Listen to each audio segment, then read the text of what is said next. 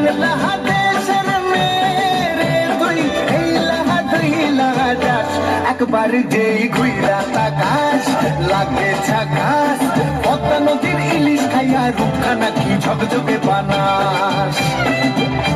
একবার যেই ঘুইরা তাকাস লাগে ঝাকাস পদ্মা নদীর ইলিশ খাইয়া রূপখানা কি ঝকঝকে বানাস